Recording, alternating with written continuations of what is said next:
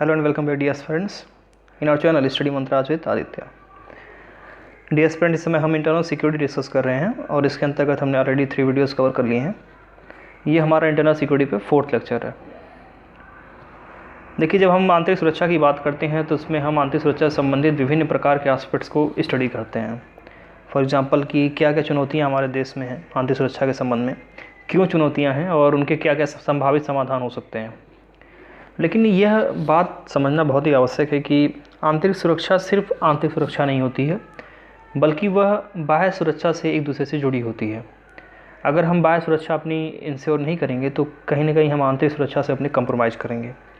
तो ये आवश्यक हो जाता है कि हम इंटरनल सिक्योरिटी के सब्जेक्ट में थोड़ा बहुत एक आइडिया जो है बाह्य सुरक्षा का भी ले लें कि कौन कौन से एक्सटर्नल सिक्योरिटी थ्रेट हमारे देश को हैं, उन सब चीज़ों को भी हम थोड़ा जानना चाहिए। हालांकि ये जो चीज़ें हैं आप मेनली जो है आईआर में पढ़ेंगे, लेकिन फिर भी जो सिक्योरिटी रिलेटेड चीज़ें हैं वो चीज़ें हम इसी इंटरनल सिक्योरिटी वाले लेक्चर में देख लेंगे। आज स्पेशली हमारी बात इसी पर होगी कि बाह्य सुरक्षा चुनौतियाँ क्या क्या हैं भारत के लिए। और सबसे पहले मैं आपको एक स्टेटमेंट देता हूँ, उसके बारे में उसके माध्यम से बताने का प्रयास करता हूँ। हमारे 2018 में जो सेना अध्यक्ष थे उन्होंने कहा कि भारत जो है वो 2.5 मोर्चे पर उसको चुनौतियाँ मिल रही हैं। और देखिए 2.5 मोर्चे का क्या मतलब है। 2 मोर्चे तो हम समझ सकते हैं कि पाकिस्तान और चीन जो है, ये 2 देश हैं जिनसे हमारा पास्ट में युद्ध हो चुका है। ये दोनों तो हमारे देश के सामने हमेशा ही चुनौती पेश करते हैं। सीमा विवाद से लेकर के कई सारी समस्याएं इनके सामने हमारे हैं। लेकिन ये जो आधा मोर्चा बन जाता है ये क्या है। तो देखिए, सेना अध्यक्ष जो हमारे थे उनका इस आधे मोर्चे से जो तात्पर्य था वो यह था कि हमारे देश में जो आतंकवाद इत्यादि, आंतरिक सुरक्षा और छद्म युद्ध, जो ये सब चीज़ें हैं, ये सब चीज़ें हमारी एक जो आधे मोर्चे हैं उस प्रकार की चुनौतियों को पेश करते हैं। मतलब कि एक तो आपका जो हो जाता है पाकिस्तान और दूसरा जो होता है आपका चाइना। ये 2 तो आपके फ्रंट हैं जहाँ पे हमें प्रॉब्लम्स होती हैं, हमें चुनौतियों का सामना करना पड़ता है। लेकिन उसके साथ ही साथ आतंकवाद भी हमारे आंतरिक सुरक्षा को एक थ्रेट है। और छद्म युद्ध इत्यादि ये सब इसी के पार्ट हैं, हम सब देखेंगे इस चीज़ों को। सबसे पहले समझते हैं हम कि कौन कौन सी चुनौतियां हमारे देश को हैं जो कि एक्सटर्नल हैं, जो कि बाहर से आ रही हैं। तो इस पर हम देख लेते हैं, पहले पॉइंट वाइज में देख लेते हैं। देखिए, सबसे पहली जो चुनौती हमारे देश में है वो है पड़ोसी देशों से विभिन्न चुनौतियाँ।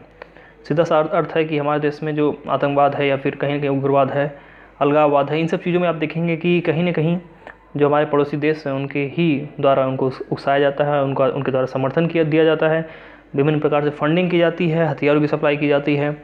तो ये सब चीज़ें किया जाता है। और साथ ही साथ हमारे देश के जो नागरिक हैं उनको भी कहीं ना कहीं अपने फ़ायदे के लिए भ्रमित किया जाता है। तो ये सब चीज़ें हमें देखने को मिलती हैं जो कि हमारे पड़ोसी देशों के माध्यम से समर्थित होती हैं। तो ये चीज़ एक सबसे बड़ी समस्या है हमारे लिए। दूसरी है मध्य पूर्व की जो घटनाएँ होती हैं वो हमें काफ़ी इम्पैक्ट डालती हैं हमारे देश पर।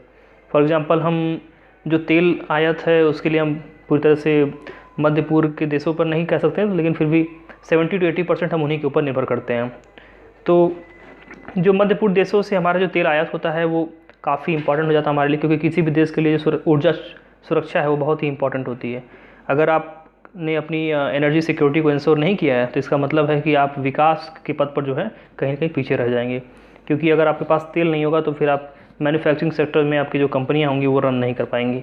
तो ये चीज़ हमारे लिए समस्या उत्पन्न करती है। और साथ ही साथ आप देखेंगे कि ये जो एरिया है मध्य पूर्व का, जैसे जो अरब कंट्रीज़ हैं, इराक, ईरान, ये सब जो क्षेत्र हैं, सीरिया इत्यादि, ये सब कहीं ना कहीं एक अनस्टेबल कंट्रीज़ हैं। क्योंकि यहाँ पे आप देखेंगे कि एक टेररिज्म का जो लेवल है वो काफ़ी ऊपर चला जा चुका है। और साथ ही साथ जो यहाँ के लीडर्स हैं उनका जो एक होल्ड है सत्ता पर वो उतना अच्छे तरीके से नहीं है, लोगों में उनका विश्वास नहीं है। आप देखेंगे कि अभी जो चुनाव हुआ था ईरान में, तो उसमें जो आपके राष्ट्रपति चुनाव हुआ था उसमें भी देखेंगे कई सारी धांधलियाँ सामने आती हैं। इसी प्रकार से अफ़गानिस्तान में भी आप देखेंगे कि पैरेलल गवर्नमेंट, 2 गवर्नमेंट चल रही है।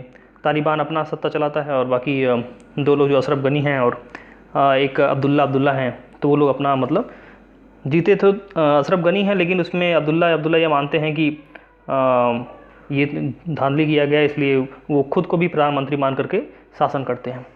तो ये सब चीज़ें हमें देखने को मिलती हैं। अच्छा, लास्ट वाली वीडियो में मैंने एक जगह पुलिस रिफॉर्म में जो कमेटी बनी थी उसमें मैंने राकेश सिंह कमेटी बोल दिया था, तो वो आप उसे सही कर लेंगे, वो प्रकाश सिंह कमेटी है।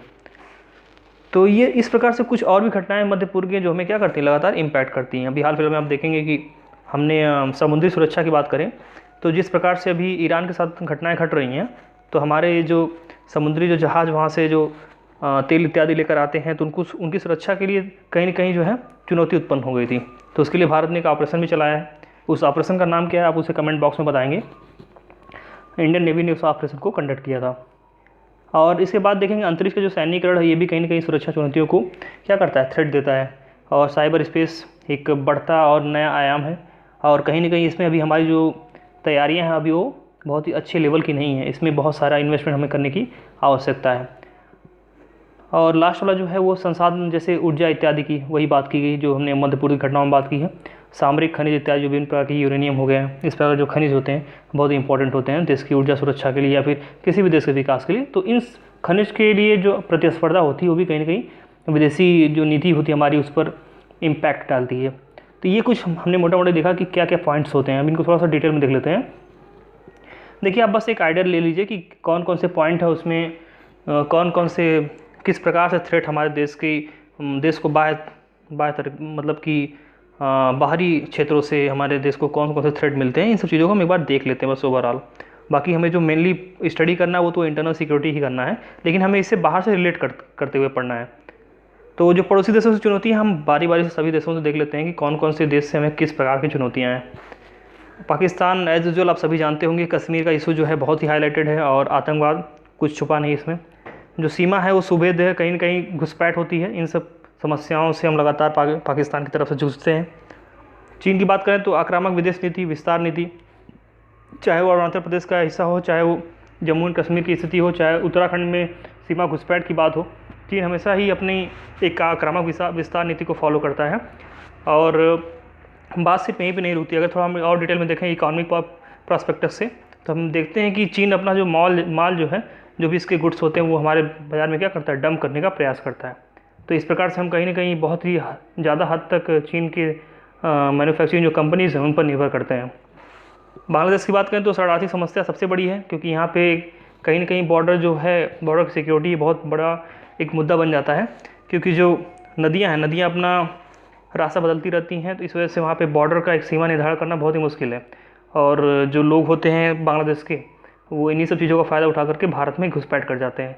तो इस प्रकार की समस्या होने के कारण ही आप देख रहे हैं कि जो आज असम में एनआरसी लागू किया गया है, ये सब चीज़ें इसी सब रीजन की वजह से हुई हैं। तस्करी है, मानव की तस्करी होती है, ड्रग्स की तस्करी होती है, और सीमा निर्धारण में जो चुनौतियाँ हैं उसके बारे में बात की ही गई है। इसी प्रकार से भारत ने, आप देखेंगे चकमा जो शरणार्थी हैं बांग्लादेश से आए भारत में, उनको भारत ने शरण भी दे रखी है।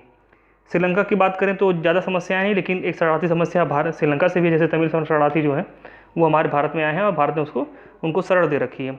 और साथ ही साथ जो सबसे बड़ी समस्या है श्रीलंका के साथ वो ये है कि इसका पिछले कुछ सालों में चीन की तरफ बहुत ज़्यादा झुकाव हुआ है, और जिसकी वजह से भारत की सुरक्षा चुनौतियों को कहीं ना कहीं बहुत ज़्यादा धक्का लगा है।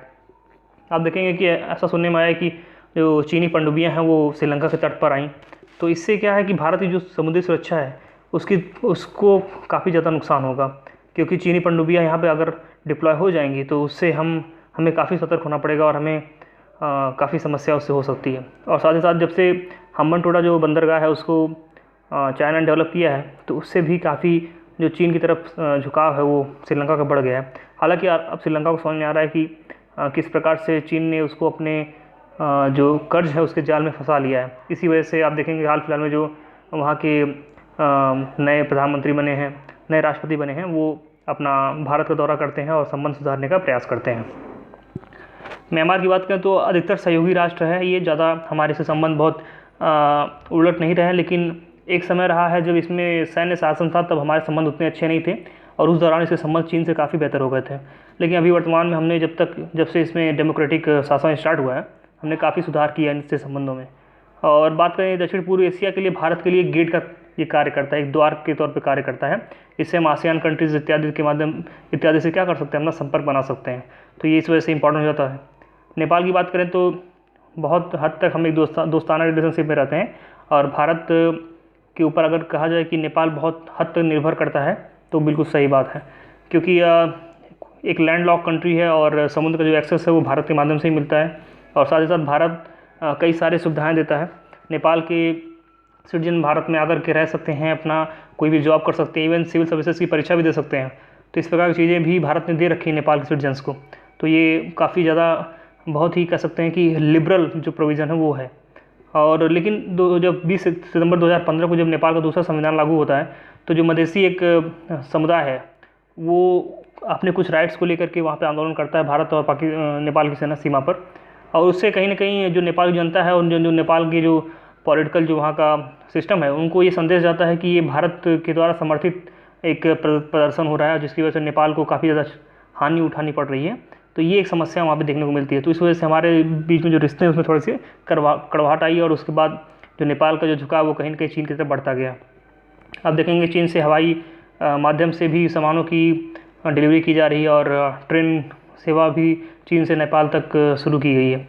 तो इन सब चीज़ों को ध्यान में रखते हुए हमें सतर्क होना बहुत ही आवश्यक हो जाता है। चीन से नज़दीकियाँ, उसी से पॉइंट को हमने डिस्कस किया। अब बात करें मालदीव से, देखिए मालदीव से संबंध तो अच्छे ही रहे हैं, और अभी हाल फिलहाल में आप देखेंगे कि इनके जो राष्ट्रपति थे वो कोली वो आए थे, और भारत ने एक डोनियर विमान भी उनको गिफ्ट किया था। तो भारत प्रयास कर रहा है कि मालदीव से हम संबंध अच्छे बनाए रखें, क्योंकि ये सामरिक और आर्थिक दृष्टि दोनों रूप से काफ़ी महत्वपूर्ण है। इनका जो लोकेशन है वो काफ़ी स्ट्रेटेजिक है, इस वजह से भी ये बहुत ही इंपॉर्टेंट हो जाते हैं। एक अच्छी बात ये रही मालदीव के साथ कि ये 100% सुन्नी राष्ट्र है, लेकिन फिर भी इसमें कट्टरता ज़्यादा नहीं है। ऐसा नॉर्मली देखा जाता है कि कट्टरता पाई जाती है। हाल ही में लेकिन पाकिस्तान के जो मदरसे हैं, जो जिहादी समूह हैं, उनकी तरफ इनके लोगों का आकर्षण बढ़ा है, जो कि एक कहीं ना कहीं चिंता का एक विषय है। तो इस बात को हमें देखना चाहिए।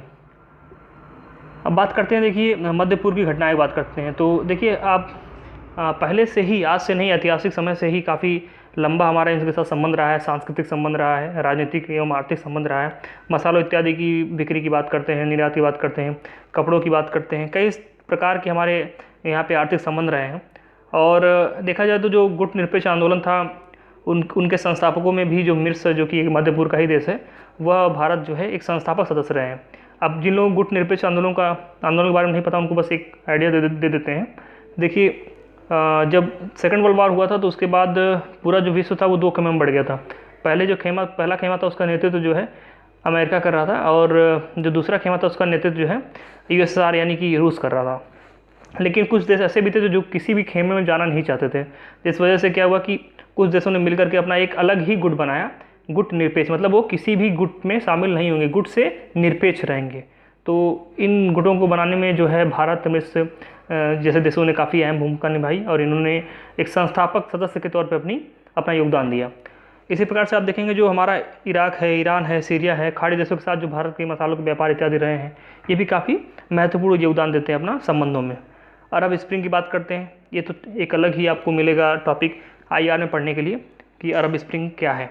अमेरिकी प्रभाव, आप देखेंगे कि लगातार इन क्षेत्रों में अमेरिका का प्रभाव रहता है, चाहे वो अफगानिस्तान से अमेरिकी सेना को वापस ले जाने की बात हो, चाहे इससे पहले जब ये अमेरिकी सेना जब अफगानिस्तान में एंट्री ली थी, या फिर ईरान के मुद्दे की बात करें हम, या फिर सीरिया की बात करें हम, किसी भी मुद्दे की बात करें, इन देशों में लगातार आप देखेंगे इनका इम्पैक्ट रहता है। चाहे हम सऊदी अरेबिया बात करें, तेल के आयात निर्यात पर, तेल के दामों पर किस प्रकार से वो अपना इम्पैक्ट डालते हैं, इन सब चीज़ों को देखें तो अमेरिका का एक प्रभाव पूरे ओवरऑल जो है मध्य पूर्व का रीजन है उन पूरे पे रहता है। तो ये भी एक बात है। ISIS जो इस्लामिक स्टेट है उसकी बात करें हम, धार्मिक एक आतंकवादी समूह है, धार्मिक कट्टरतावाद काफ़ी ज़्यादा वहाँ पे देखने को मिलता है हमको, क्योंकि ISIS का जो नारा है वो यही है कि एक धर्म की स्थापना पूरे विश्व में करना चाहते हैं।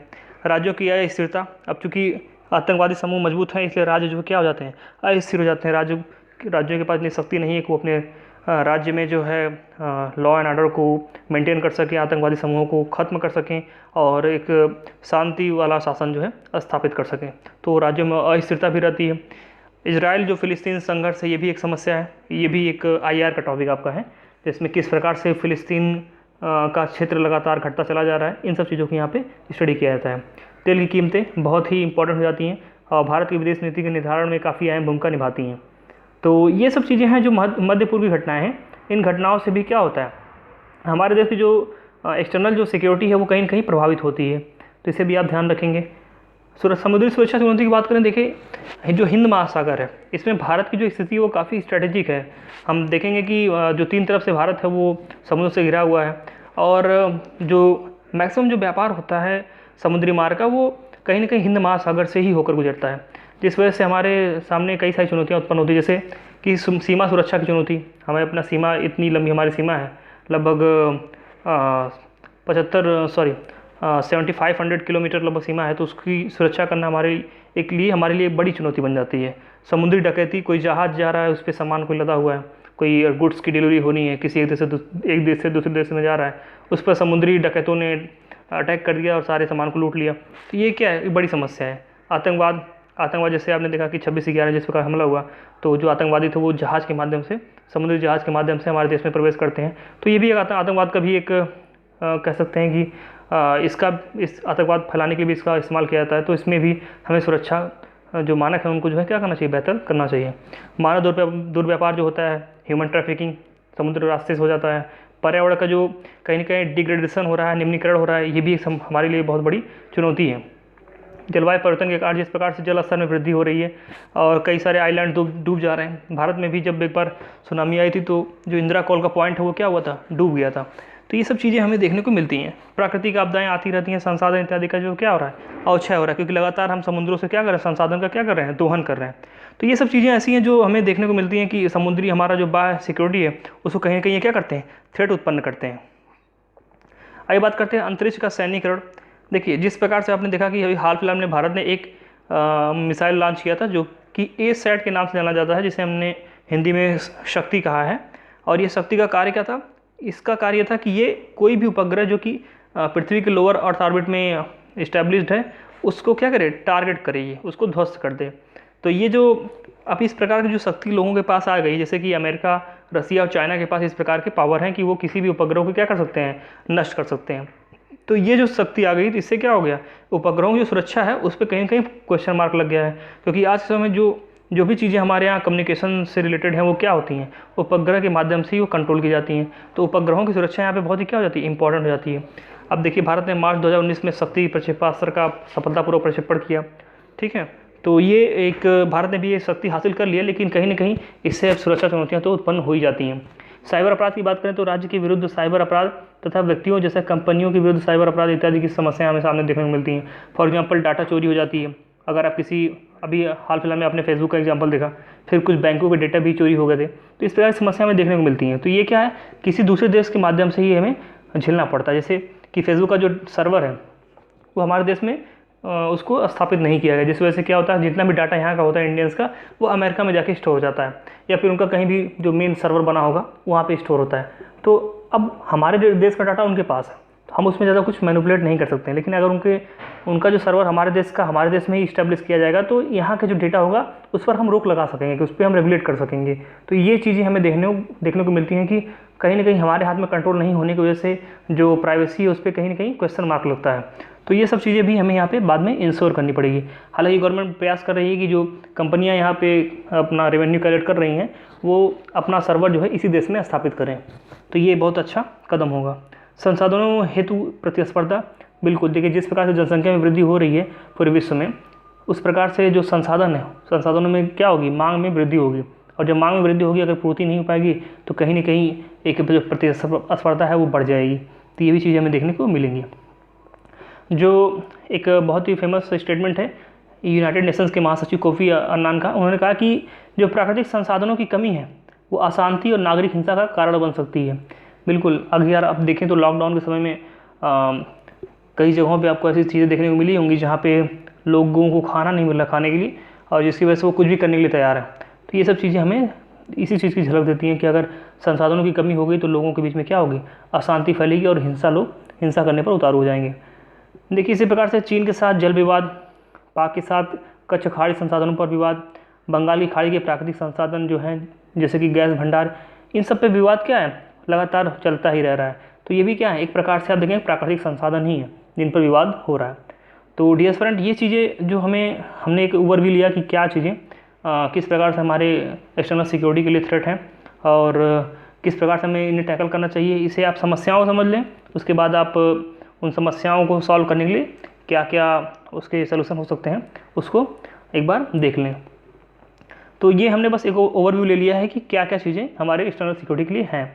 और बाकी आप जब भी आगे पढ़ेंगे क्लासेस या फिर पिछली क्लासेस जो पढ़ें आप इनसे रिलेट करते रहें। ऐसा नहीं होना चाहिए कि एक्सटर्नल सिक्योरिटी जो प्रॉब्लम्स है वो बिल्कुल अलग रहें और इंटरनल अलग रहें। दोनों एक दूसरे के साथ ही कोएग्जिस्ट करते हैं और एक दूसरे से जुड़े हुए हैं, तो इन दोनों को साथ में लेकर चलना होगा। तो इन वीडियोस को आप ध्यान से देख लेंगे और ये पॉइंट वाइज में जो हमने ऊपर डिस्कस किया था इसे आप बिल्कुल ध्यान से याद कर लेंगे, क्योंकि जब आंसर राइटिंग करेंगे तो उस समय आपको डायरेक्ट ये चीज़ें याद रहेंगी अगर, तो उसमें आप कुछ पॉइंट अपनी तरफ से ऐड तो कर ही लेंगे। तो इन सब पॉइंट्स को तो आप ध्यान से बिल्कुल याद कर लें। तो डियर स्टूडेंट, ये रहा हमारा आज का वीडियो। आई होप कि वीडियो आपको पसंद आएगा। इसके बाद मिलते हैं अपने अगले वीडियो में, तब तक के लिए नमस्कार।